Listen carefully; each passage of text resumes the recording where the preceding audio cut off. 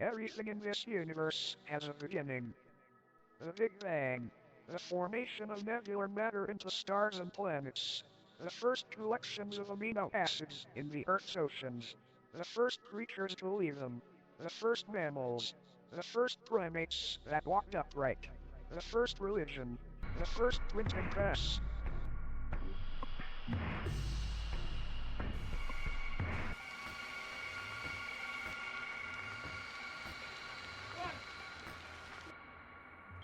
Pump up your space boots and phone home. It's time for Let's Find Out with co-host Diego. Live. To tape from the mothership. It's Let's Find Out with co-host Diego. Bigfoot, UFOs, Stargates, let's find out. Paranormal, intelligent design, entertainment, let's find out. You're listening to Let's Find Out with co-host Diego. Welcome to another episode of Let's Find Out with co-host Diego. As always, thank you for taking this journey with me. On the mothership today, we welcome back a good friend of the show, an author that not long ago published his very popular book, Bigfoot and Other Tales of the Supernatural. Also, best known for the Robot Repair Girl stories featured in the Brave New Girls Anthology series. We're happy to have back our good friend, Josh Pritchett Jr. Josh, my friend, welcome back. It's been a very long time since we talked. Hey Diego, good to see you again. How you been doing?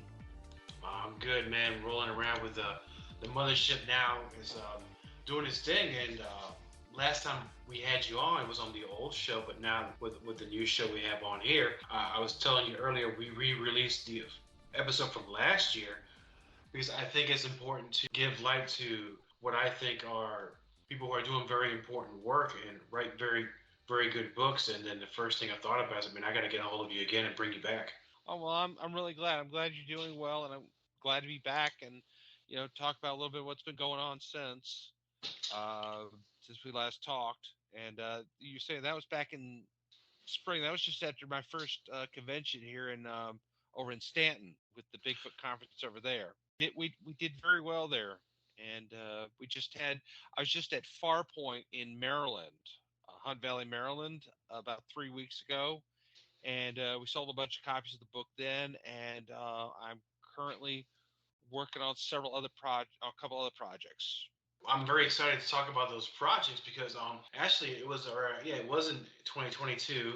It was actually, I think it was my second convention I've actually attended, and my intention is not only to learn from the different speakers, but to also make contact with people who I would love to bring on the show and hear their stories. But for those that may have missed the last episode, and I did re-release it a couple of weeks ago, can you just give us a quick walkthrough with your last book, Bigfoot and Other Tales of the Supernatural? Sure. Well, basically over several years from 2010, 2011, I wrote several short stories. Part of them were I was involved with a writing group here in Charlottesville, and a lot of them were just original stories that some of which I'd already gotten published. Bigfoot was kind of the main focus of it because I've always been interested in Bigfoot ever since I was a little kid. And I've always been fascinated with horror and fantasy and things like that. I think the first horror movie I ever watched was The Witchfinder General with Vincent Price. And, after that, I don't know, I just had the horror bug in me ever since. And with Bigfoot, I got interested in that because I'm a devout Star Trek fan, and Leonard Nimoy had this TV show in the 70s called In Search Of, and he did a few episodes about Bigfoot. And because I was just interested in Leonard Nimoy, I watched the show, and that got my interest in Bigfoot. And so some years ago, I really wanted to write some stories about Bigfoot.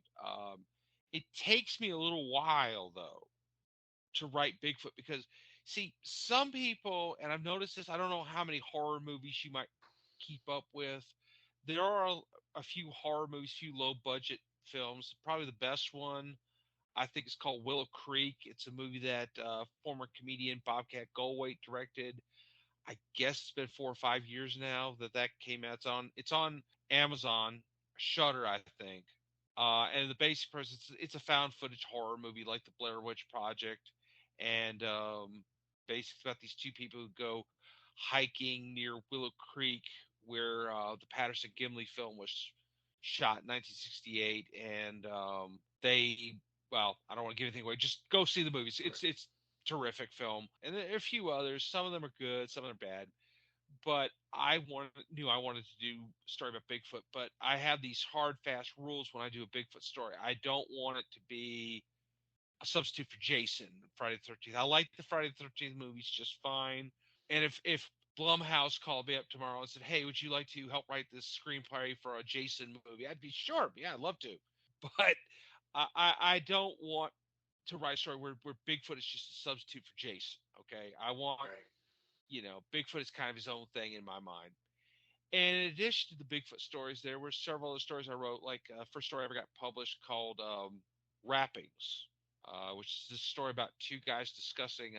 It's kind of a kind of Lovecraftian type story. I don't have Cthulhu, but it's got that kind of mythos of old gods and things like that. It has to do with these archaeologists in Egypt that they'd found this mummy, but the mummy's gone missing, and you're wondering what's going on. And that was a little bit inspired off the original Boris Karloff movie, The Mummy, which is one of my favorite of the old Universal horror films. And I'm a big admirer of Boris Karloff's also. One of my regrets is I was born too late to meet him or anything, because I would have loved to have met him. It's one of those things that, like, if I ever get a time machine, it's on the bucket list for me and my time machine. It's just go meet these guys. If I had one. I don't have one, folks. There was that, and then I had this one story about a trucker who was also a vampire hunter. That was interesting to write, because I took a lot of time with that because I wanted to get details right, and I like what's the life of a trucker like. See, when I write a story and I'm writing about something I don't know about, I have to do all this research, because it's like, okay, I need to know what's going on here, and I need it to sound realistic for you, the reader. I need to make it interesting, what this is about, what this guy's life is like. And so it's always interesting to go into details about things I don't always know things about, and then just relay them back to you guys and let y'all see what this is like. That was a lot of fun. And then there was another story in the collection. That was kind of tongue in cheek. It was called the Uber Passenger, and it's about this serial killer catches an Uber. What happens there? And that story was written kind of tongue in cheek, but a lot of my friends really liked it when I read it to them. And there's I think about 20 stories in that collection. So I think you got a lot to read there. Most of them are about Bigfoot, but there are other things I'm interested in, other stories, things I was inspired to write. One, in fact, actually is about a radio show, actually, called Zero Dark Till Dawn, which is about this guy. He doesn't really believe in what he's talking about. He runs this radio show to be entertaining. And then suddenly he gets a call from somebody that's having a paranormal experience. And what happens after that? And I thought that was something my mother sort of suggested to me, because she listens to the show America. Sorry, I'm blanking on the name of it. You probably know what I'm talking about. It runs from real late at nights on syndication. America Coast to Coast, AM Coast to Coast. Oh, Coast to Coast AM with George Noory, one of my favorite shows. Right, yeah, that's the one. So I was kind of inspired by that. I've never actually listened to it because I'm usually asleep by then, but my mom has really bad insomnia. So sometimes she wakes up in the middle of the night, she turns on her radio and listens to that. And I thought, oh, okay, so she's telling me about it one day, and I thought, oh, hey, why don't I write a story like that? Why don't I write about this character, and why don't I create this character? And so now, even though something happens to the DJ who's on or the radio announcer, I've sort of tried to revive that idea in other stories I write about. So it's fun. So and I'm also I am working on another Bigfoot novel now. I finally came up with an idea a few days ago, and I've been outlining it. I've been taking my time with it and thinking of details to add and doing some interesting research. And all I'll say right now is it's kind of like Law and Order SVU meets Bigfoot. It's kind of the premise of this story. So I'm already shut up and take my money, because before before you get far ahead on that, no, because I'm already interested. Challenges, because I'm going to pick up on something you said earlier that you do research on the particular things that you write about. A little more challenging where you're having different stories about different subjects. So, how did you balance all that out? Because if you're going to write about Bigfoot and you're going to use a lot of that research, that's a rabbit hole in itself. Not to mention the 3 or 4 other types of subjects you cover. Yeah. Well, researching Bigfoot is not as easy as you would think. Um, the biggest problem I have, and I'm not knocking anybody who believes this. I don't believe Bigfoot is necessarily a supernatural being. I believe it is a heretofore undiscovered primate that exists in North America, but also exists in places like the Himalayas and then the Australian outback, and is quite capable of surviving. I don't believe he's an alien. I don't believe he journeys in and out of the spirit realm or anything. I mean, if people believe that, I'm fine with that. I respect your belief. It's not my thing. So, in one story I wrote in the collection called The Autopsy, I have a, this person who's brought in to examine a dead Bigfoot body. So, I had to figure out the anatomy. Now, there are a lot of people. I tried reaching out to zoos and other avenues to say, hey, I have some questions about primate anatomy. I'm writing this for a science fiction story. And then I never hear back from them. Okay. And I think some of it is just because I don't think it's because of hostility. I don't think it's anything like that. I think there's just a lot of people who work in the field of primates who don't want to, spend time talking about, and I don't say the word Bigfoot, but I think they assume that's what this is. And so they don't really want to, because it's like, yeah, they are more interested in dealing with apes they know exist, like gorillas, which, are near extinction, things like that are more relevant to them. Now, I'm sure if I reach out to them and talk to them about something like that, they'd probably want to talk to me, and that's fine. I'm not knocking them. They have they should do that. So I had to kind of do my own legwork and just kind of guess at certain things.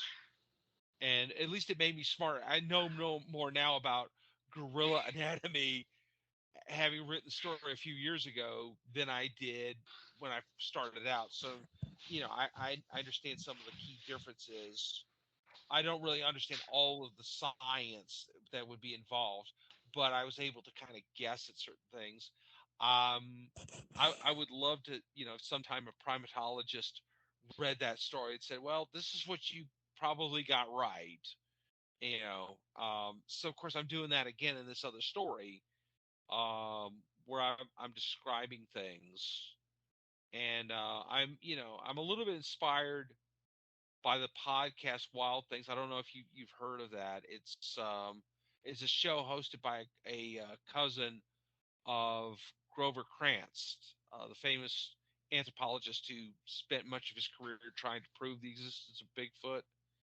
Well, like his second or third cousin, she hosts this show. She got interested because she never met Grover, but she got interested when she found out about him, and then she started following up on his research and was wondering about this. And afterwards, she pretty much became something of a believer in the subject. So I'm a little bit inspired by that show and other things, and just this is really interesting.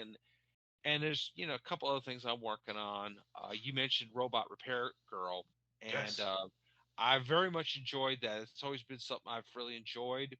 I was talking with a friend of mine who's one of the editors, Mary Fan, who's also a very accomplished writer herself. And she told me that all of my rights have reverted back to me on the original story. So now I am going back and I'm putting it together in one big collection of stories and adding some stories that I had ideas for, but I didn't think would work in the original anthology. So I'm working on those right now too, and that's really fun.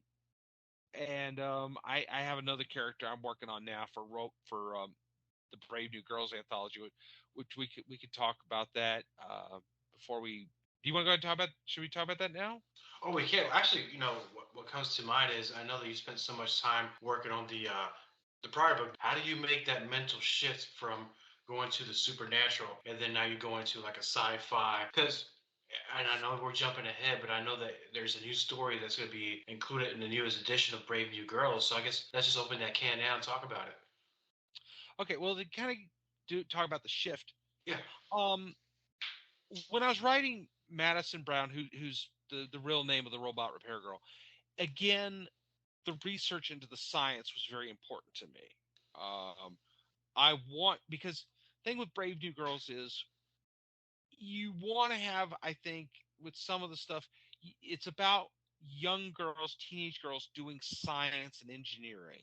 And so for me, I have to try to make this as hard, close to hard science fiction as I can, while still kind of having a little bit of fantasy involved in this. And so it became very important to me that like Madison to actually study basic robotics to get an idea for the terminologies and stuff that Madison would encounter in her adventures in trying to repair and liberate robots from their cruel masters and helping them and understanding what would be involved in this. And one story I wrote about a woman who's a young girl who's a female musician who'd lost both of her arms in an accident.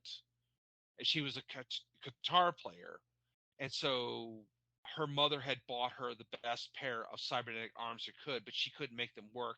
And Madison kind of comes in and helps her learn how to use her arms and does some reworking on them because she knows what to do here, but then finds out somebody's trying to hack her arms. Wow. So yeah, so that was that was a little bit inspired by an old Mark Twain story called The Golden Arm. Are you familiar with that? Shamefully, I'm not, but I would love to hear about it. Oh, okay. Well, we know Mark Twain best for Huckleberry, The Adventures of Huckleberry Finn, and The Adventures of Tom Sawyer, and a Yankee in King Arthur's Court, and stories like that. But Mark Twain was also a very good ghost story writer. And the story of the Golden Arm is, I encourage everybody to look this story up. And he wrote it as sort of a demonstration. In some ways, it's the first great jump scare. And I don't want to give anything away. It's public domain, so you can look it up on the internet. Look it up, read it, tell me what you think. I remember hearing the story as a kid, and I was just scary, you know. So when I was writing this story, I was very much inspired by that, by this idea of these haunted cybernetic arms, basically. So that was fun. But now we've entered a new phase in the Brave New Girls series because I've written and published 5 stories about the robot repair girl. So Mary kind of said, well, she felt like Madison had sort of aged out, and I agreed that it was time for her to kind of go do her own thing because she wouldn't be a teenager anymore. So now I've developed a new character that I've already published 1 story about, and I've got a second story coming out this summer in the 7th volume of Brave New Girls. And this character's name is named Itzel, and she is a Leak. Now, Leak are an alien race from a sci-fi universe I've created called the Hornet universe. And the Hornet is basically a haunted spaceship. And these are not nice ghosts either. So Itzel is right now a cadet in what we call Space Guard Proving Ground, which is my version of Starfleet Academy. I call it the Proving Ground. And the first story, she and one of her professors crash on an alien planet in a broken life pod, and she has to save herself and save the professor. And that was published in last year's copy. That was a great copy. I really enjoyed writing the story. So we had a follow up, and so now she's made it to the Proving Ground, and she's making these new friends. And there is an invading alien afoot in the story that she has to find. And it was really good. It really, I worked on most of it over the Christmas holidays, and it will be out on sale in July. If anybody's coming to Shore Leave, we will have copies there. I myself and Mary and some other of the writers from the Brave New Girls series will be there signing copies. but you're going to want to read this. It was really, I think, one of the best stories I've ever written. And the name of the story is called Their Eyes Were Dark and Cavernous. So in this one, I kind of blurred the lines between young adult fiction and horror, and you will see why when you read the story. So I'm really proud of this one, and I'm proud of everything I've written, but this one, this I feel like something special here. So, and for the record, I'm going to tell you this next year. Get back with me. I don't want to spoil anything because Mary might watch this. And actually, I've got another story for Itzel for next year's already. I'm working on. And I don't want to say what it's about yet, but Yeah, let's let's hold say off I'm on going to that. merge universes here a little bit. I'm gonna merge my two favorite universes here in that story. So stay posted, everybody. Yeah, I mean, awesome. So, unless I missed it, where is Shore Leave going to be this year?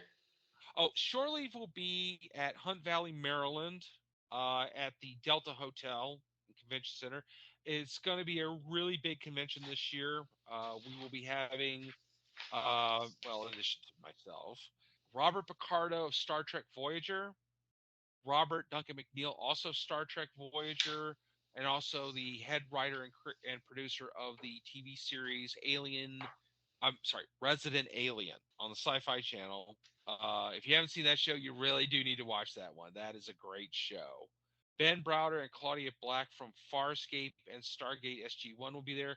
Grace Park of Hawaii Five-0 and Battlestar Galactica is coming. We're going to have just a huge amount of guests will be appearing this year. And I think a few more are scheduled to be announced pretty soon. So if you've got a chance, Shore Leave is a great fan-run convention, and it's pretty much its own community, unlike conventions like, say, AwesomeCon and GalaxyCon, which those are nice conventions, but this is nice because, you've literally had people come there with their kids, and you've seen their kids grow up over the years. So it's its own community. So, and I think this is going to be really huge. So if you get a chance, look for just Google Shore Leave Star Trek Convention, and please do sign up. I'll be there. I will hopefully have a couple of new books with me if you haven't, and just come on down and say hi. Just to give everybody a heads up, at conventions I do dress up in costumes. I was just going to ask you. Yeah, I am a cosplayer, and it's going to be a big surprise what I'm going to be. But I have a costume that is in the works. I don't want to say what it is. I'm a guy who loves surprising people. Okay, so but you will see posters posted of me on Saturday of my new costume that day, what it's going to look like. But if you're a Farscape fan, you will appreciate it. So that's all I'll say. Farscape. Okay, all right. No, Yeah, that's exciting. I was a big Farscape fan. I was kind of a latecomer to it. yeah, I could say as when it first came out, didn't say I didn't understand it, but I didn't yeah. learn to appreciate it until later when I think I started seeing them streaming on Prime, and I just binge watched it the whole summer that year. And man, let me tell you something. If you've never seen Farscape, you're missing out something. Oh yeah, it was probably one of the first original shows that the Sci-Fi Channel made back in the late '90s, and it was definitely the best one they made. They teamed with Henson Studios to make a lot of the creatures and the masks. Virginia Hay of who was in The Road Warrior with Mel Gibson many moons. She was also on this show. Kent McCord, who used to be on Adam 12 back in the day, he was a recurring character on this show. It was largely filmed in Australia, I think, and because it was just easier to film back then. And like I said, after Farscape ended, Browder and Claudia Black went on to do a couple of seasons of Stargate SG-1, but I liked them very much, but I liked them better on Farscape. I'll be honest with you. That was a really good deal. So, and of course, I'm excited about them both coming because I've always wanted to meet them for many years. So I hope it'll be a lot of fun. Just to give everybody a heads up, if you've never seen Robert Picardo live and in person, of course, you know him best as the holographic doctor on Voyager, and he's been in many things. He was a coroner on the show Castle. You've seen him in tons of different things. He is an absolute hysteric riot. Okay, he just keeps everybody in stitches, telling jokes and just being an incredibly hilarious guy. And and he's really such a gentleman to the fans. You'd absolutely love the guy. So, please do consider coming to Farpoint this summer and really having a great time. You really have a great. It's going to be awesome. So. No, I mean I want to go, but I know you normally. I know you have a new costume and you do cosplay, but you were, I recall, a 100% bona fide Klingon. Hisla Klingon. Yeah. And this is Yes, I am a Klingon. I'm gonna get to that because when I spoke to you last year, I mean you know the whole language from A to Z. This is something that's very rare, even in the Star Trek fans themselves who play Klingons. They don't know it like you do. I mean, very few people I think would know it as great as you. I study it daily. I use doulingo.com to study it. Basically it's like you're playing games. You collect points. You learn phrases. You learn words and phrases. And then of course I always have this handy. Ah, Klingon dictionary. That's Yes, awesome. it's always at arm's length in case I need it, in case I want to say something. But yeah, I mean, I can generally translate a lot of, I can. Some words are harder than others, but yeah, I can do pretty well with much of Klingon. If anyone needs me to whip out a phrase or say something, and you always get somebody at a convention that when you're dressed as a Klingon, they ask if you could say something to them in Klingon, and a lot of people just say "kapla," which is means success, good luck. It's the most, it's been the most common Klingon word since Star Trek: The Next Generation, although it was used in the movies too. But I think that I could speak a few more obscure words, and I can tell you my name in Klingon. I can a number of things that most people just can't do in Klingon. And but I know there's quite a few people in Duolingo who are really good at it, and that we chat sometimes about it and wonder why Mark Okran, the original creator of the Klingon language, did this or did that. It gets confusing sometimes, but it's something that I've been doing, I think now for almost 5 years on a daily basis. So it's like, okay, I'm not stopping anytime soon. I'm going to keep practicing it, and then just be conversant in it, and it just freaks. I always love the look of surprise people give me when I do that. So it's hilarious. No, because getting back to the Klingon thing, it's because there's just my opinion. The creation or the writing for the characters and for that alien race, it was so intricate that it almost seemed believable Hmm. that these are real Klingons. Because I think a lot of work went into that. And I'm not saying with what Vulcans and Denton, Jim Hadar, or anything else, but I think they went, and I'll use the word over the top in a good way, because I think they put a lot of heart and soul into these characters and into the introduction of the Klingon race. Yeah, I think so, particularly on the Next Generation, because having a character like Worf, you had to develop more of the Klingon culture and everything, because like with Spock, you had to know more, and so he became this kind of guide.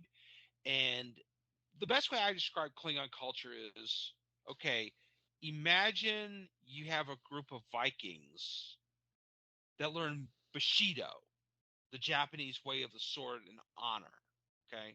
Then you have Klingons. And Klingons are a very diverse group of people, because you have people like Worf who are very strict in their interpretations of what that honor code means. And then you got some who just don't care and just whatever gets the job done, and they have no honor. Or, as we would say, "Guv bit." So no honor. They have no honor. But and the thing is, of course, Worf's a guy who's raised outside the Empire. He's raised by humans. He has only the stories and the mythology to go by, so he lives by this code, and he's not exposed to other Klingons until he's an adult. And sometimes I think he finds it sort of disappointing, especially when you get into the story arc where he has to accept his family's dishonor, which it turns out they're framed for a crime they didn't commit. And he goes through this whole period of like, that he's wanting to fix this, but he has to stay silent because if he doesn't, the empire could fall into a civil war. So, go, and there's so many interesting things about, like Klingon martial arts, Klingon food, Klingon weddings. We've seen those. Their mating rituals was awesome to watch. Like, it was just plain old fight in a loving way. Yeah. Well, Klingons are people that they live to challenge themselves. They are people that if there's no challenge to it, there's no threat of death or anything. It's to them, it's not worth doing something. So it's kind of, it has to be this way for them. They're an everything or nothing kind of people. I think sometimes that works very well, and sometimes I don't think it works that great for them. For some of them, obviously for Worf, it does, but he's kind of on a whole other level of Klingon than most other Klingons. So, but that's why he gets kind of all the respect he gets. And if anybody has not seen this year's season of Star Trek Picard, I do recommend it. Worf is in it. He is in it for the whole season, and he is better than ever. I mean, I don't want to give away too many spoilers, but I will just say that this season of Picard, Worf has become the wise warrior. He's no longer as brash and aggressive, but he is still every bit the badass that we've always known him to be. It's just he's tempered by decades of experience now. He's the wise one, and it's a joy to watch the last two episodes of seeing him back and being what he is best. Like I said, and I think this is a good point where I want to just go ahead and promote something. I have a show of my own. It is on the Movers and Shakers Unlimited network. It's Movers and the symbol for end, Shakers Unlimited. Just Google that. It's also available on Facebook and on YouTube. And I have a weekly show I do with my friend Chris Pavone, where we review the current Star Trek shows. So right now we are in a show period called Engaging with Picard. And every week we do a review of the show, go through what we like and didn't like, and our own personal predictions, what we think will happen next.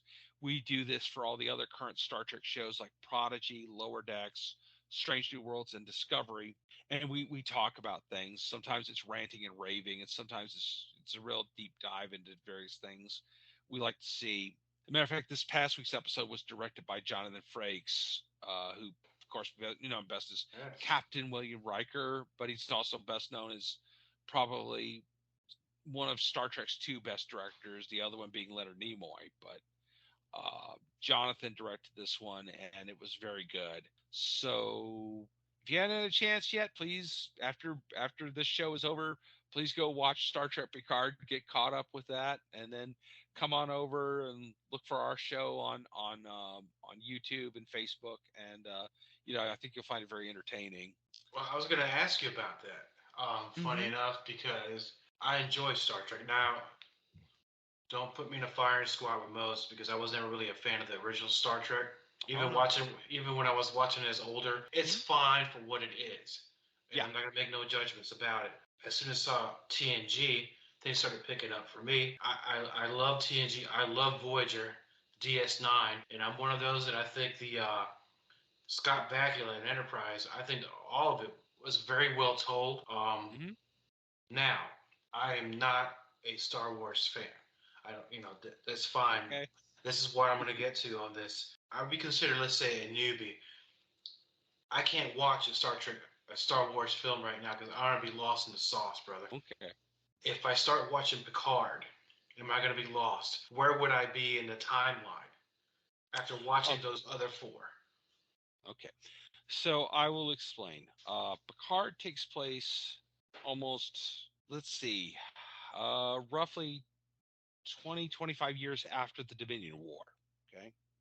And the basic premise is sometime after that, after the events of the Dominion War, the Romulan home star, the sun that Romulus and Remus orbit, begins to go supernova. And Picard is promoted to admiral, and he is tasked with the mission to evacuate as much of the Romulan Empire as can be done. And of course, it was a Herculean event, and something happens. Basically, they decide to deploy a not exactly like Data, but a group of artificial intelligences, not as smart as Data, but can work very quickly to build new starships to help evacuate the Romulans.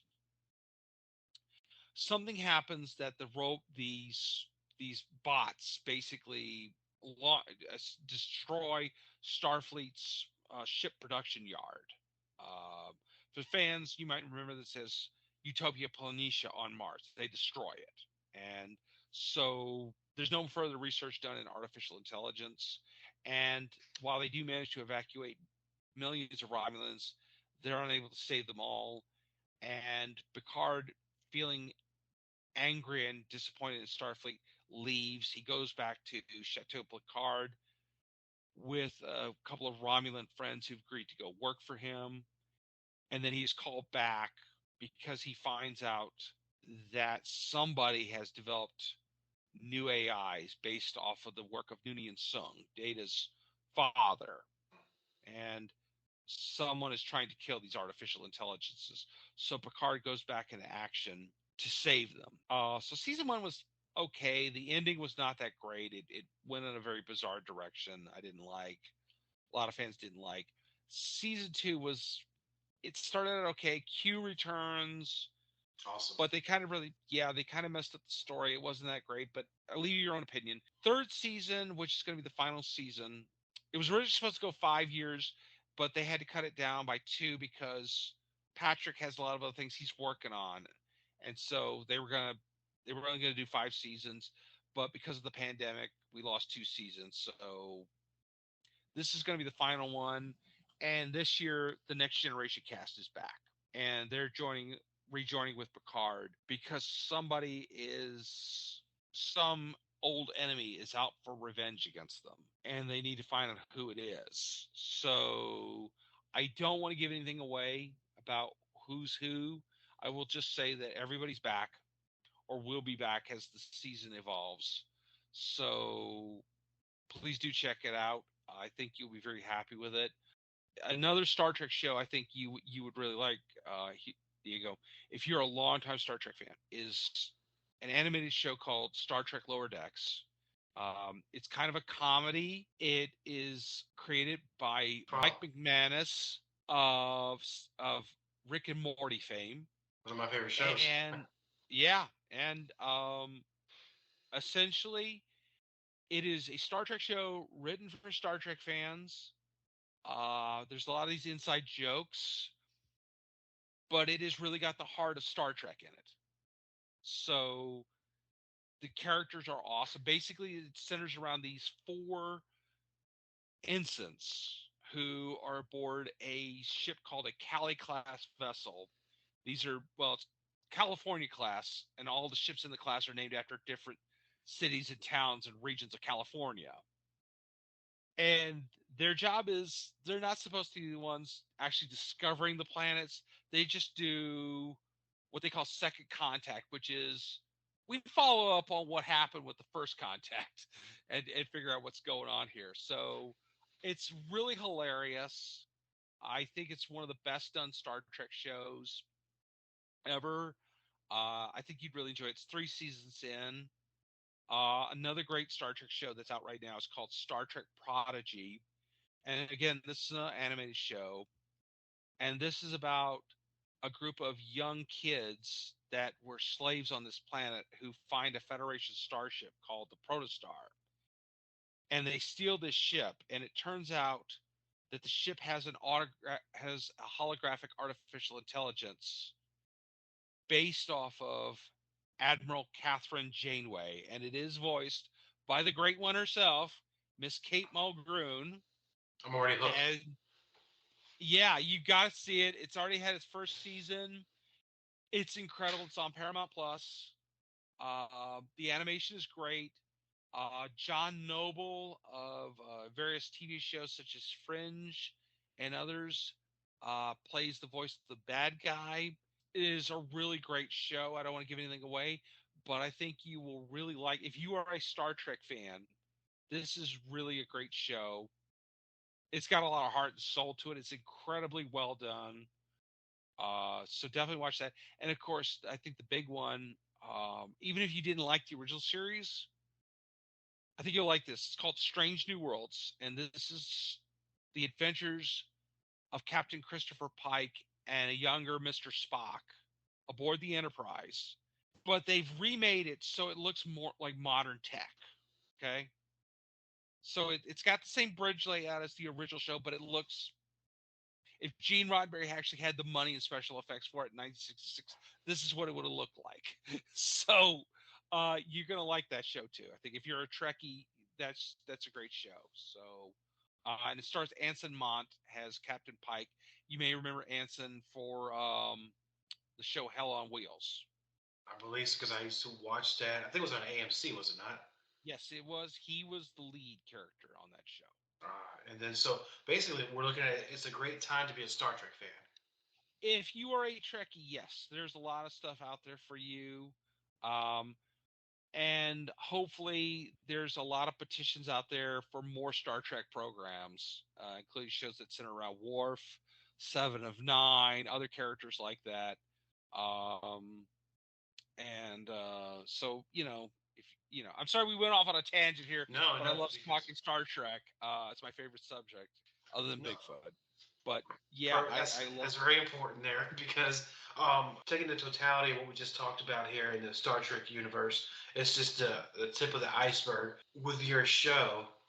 And I'll say that with any genre of anything, whether it's we talk sports, pro wrestling, we talk about Star Trek or Star Wars, whenever anybody gets together and talks about that particular subject, and I'll say Star Trek because there's a lot of sensitivity to what you say. A lot of things that you say may catch fire and could upset people, not meant to, because they view Star Trek as has to be this way, nothing else. Have you run into any feedback to where nobody's ever going to agree on everything, but it's sometimes fans take it a little bit to the next level? Yeah, I did know somebody like that, and he's no longer with us, and he was a nice person, but he was very hard set in his mind, his belief that the only Star Trek was the original Star Trek, and you could not talk to him about the Next Generation or any other Star Trek. As far as he was concerned, none of that other stuff was Star Trek. He one time tried to get me to help him develop an idea for what he said was going to be a new Star Trek show, but it was going to be set back in the 23rd century alongside Captain Kirk's time. And, he was quite fanatical about it. And I just tried to tell him, like, it probably wouldn't happen anyway. But honestly, I love all of Star Trek from the beginning, middle, and end. And I respect that you're not as big a fan of the William Shatner years. And honestly, to me, William Shatner, having met him several times, I just think of him as a grumpy old uncle at this point, in my opinion. I mean, a dear friend of mine says that, okay, William Shatner may be an a-hole, but he's our a-hole, so yes, we're stuck with him. And honestly, I met Leonard Nimoy back in 2005. It was a really exciting thing for me to meet him. But the thing is, Gene Roddenberry had this singular vision many years ago, and it has stuck with us all these years. And because of that, a whole community has been born based on what he created, and it is standing the test of time. So whether or not you're just a fan of the original series, or you like the Next Generation, or you like the more recent stuff, it's all Star Trek. And I know that everybody's kind of got their problems with every one of them, but or just one thing or this thing. I don't judge anybody. They're, like I meet some people that just like, I only like Deep Space Nine. Fantastic. I like Deep Space Nine too. I like them all, but Deep Space Nine was awesome. Or they like Voyager, or this or that. And I think that Star Trek is a big, diverse thing, and everybody can find something for themselves in it. They can find their own truth in it. Star Trek. This is what I think. Star Trek is an organic thing. It's not. It's not a static thing. It's not one thing.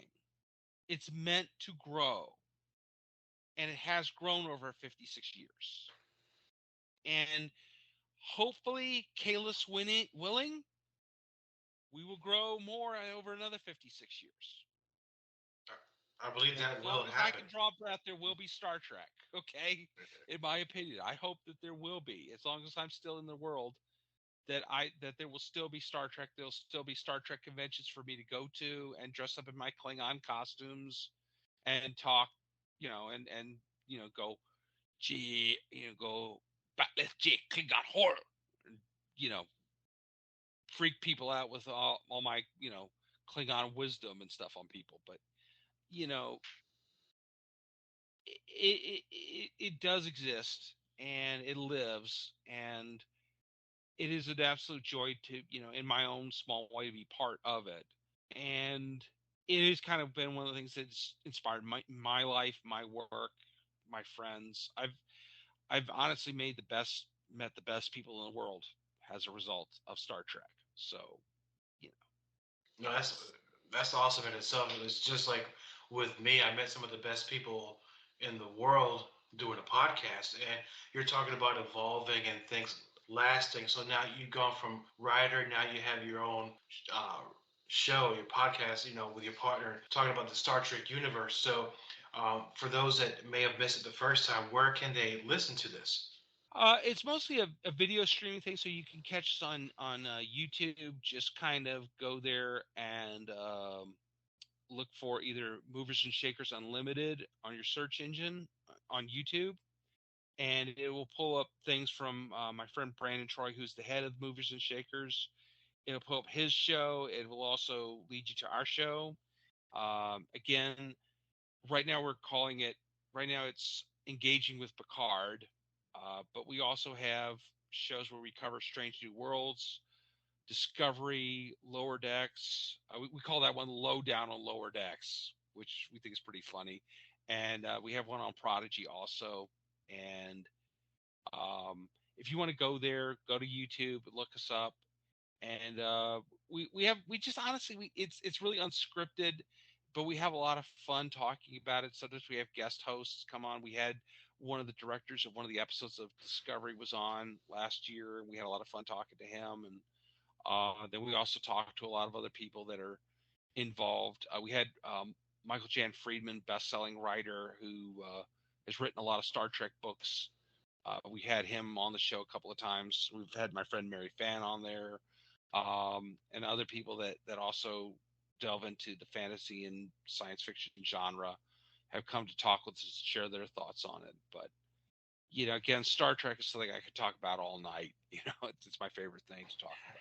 Yeah, that's okay. You're doing great work, and really happy to see that you're chasing, you're following your passion, whatever that is. And it's great to reconnect with you finally, instead of texting back and forth, and have you back on. And I look forward to catching you on a future convention anywhere, whether it's Shore Leave or the next Virginia Bigfoot convention. I Yep. look forward to shaking hands with you one more time, and maybe we'll do some more Star Trek talk in person.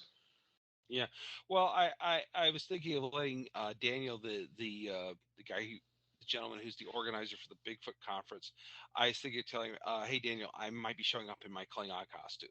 I don't see So how that wouldn't be a hit. Last year they had I think it was over Stewart's draft. They had a Megatron there. Some guy dressed as Megatron. I took a picture with it. It was amazing. yeah, well there was the gentleman, I can't think of his name, but he was like he dressed as Daryl from Walking Dead. I think he was. I think he's like an act. He was a double for the actor who played him on the real show, but and he goes to does convention appearances, so he kind of goes all out. So I figured, why not? People might want to come over, take a picture with the Klingon, and talk about my book a little bit. So don't say you can't do it. So yeah, yeah. I mean, kind of mixing my genres here, but I think.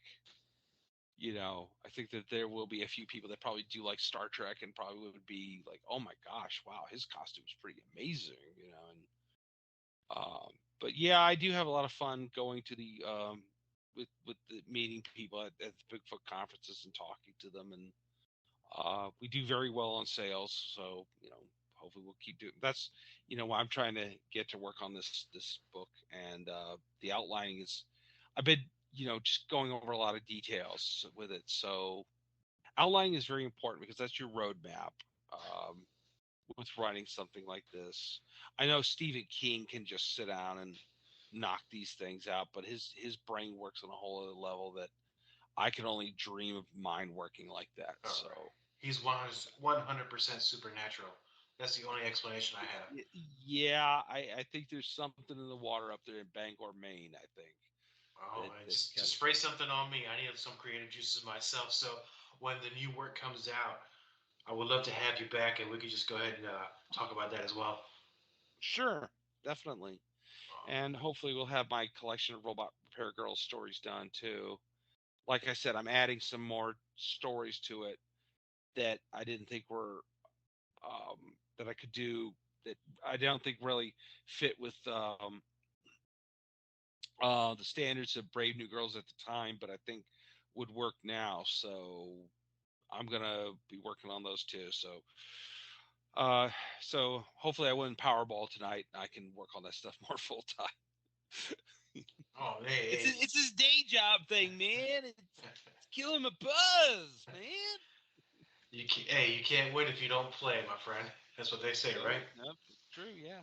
You just need to play one. You don't need to buy a whole lot of tickets. I know I saw one guy one time in a 7-Eleven buy $100 worth of tickets, and I was like, dude, if you can already afford to buy that many, you don't need to win this, okay? No, you better also scratch offs. Better odds at that point.